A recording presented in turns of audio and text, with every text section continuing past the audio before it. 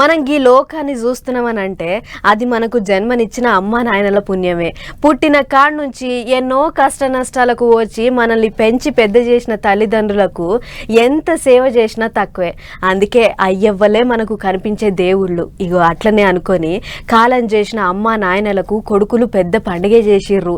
సాది సవరిచ్చిన అమ్మా నాయనలకు ఏకంగా గుడే కట్టించిర్రు. పాండ్రి మనం కూడా చూసేద్దాం. భుజాన గొంగడి సంకల మేక పిల్లను పట్టుకున్న గీ పెద్ద మనుషుల పేర్లు కొమురవ్వ, కనకయ్య. కాలం చేసి 4 ఏళ్ళు అవుతుంది గాని గీళ్ళంత అదృష్టవంతులు ఇంకొకళ్ళుండరు. ఎందుకంటే గీ ఇద్దరికి వాళ్ళ 3 కొడుకులు పొలం కాడ గుడి కట్టించిర్రు. ఆ గుళ్ళే అమ్మా నాయనల బొమ్మలు చేపిచ్చిర్రు.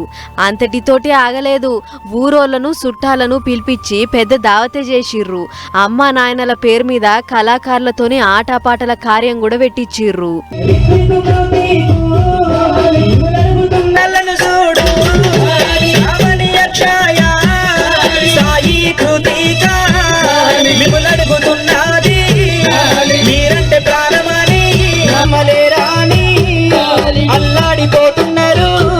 గిట్ల ఇంటోళ్ళ అందరి పేర్లు చెప్పి కాలం చేసిన పెద్ద మనుషులను తలుచుకుంటా ఆడి పాడిర్రు.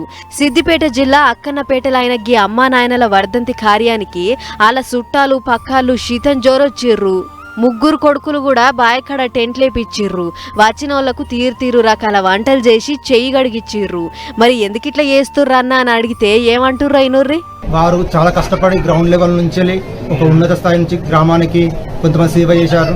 అదేవిధంగా మమ్మల్ని ఉన్నత మంత్రులుగా తీర్చిదిద్దారు. వారి జ్ఞాపకంగా మేము వారిని రుణం భవిష్యత్తులో ఏ విధంగా తీర్చుకోవాలనుకుంటే మాకు మా 3 అన్నదమ్ములం కలిసి వారికి విగ్రహ ప్రతిష్ఠ చేసుకుంటే మాకు మనస్తృప్తి. గదన్నట్లు నిన్ని వాళ్ళ అమ్మా నాయనలంటే కొందరు చిన్నసూపు చూస్తుర్రు. ఆ సొంటోళ్లకు మనకు జన్మనిచ్చిన తల్లిదండ్రులు ఇల్వ చెప్పేటందుకే గీ కార్యం చేస్తున్నామని చెప్పుకొచ్చిండు. ఆయన ఆస్తుల కోసం గీ కాలంలో కన్నోళ్లనే దూరం పెడుతుర్రు.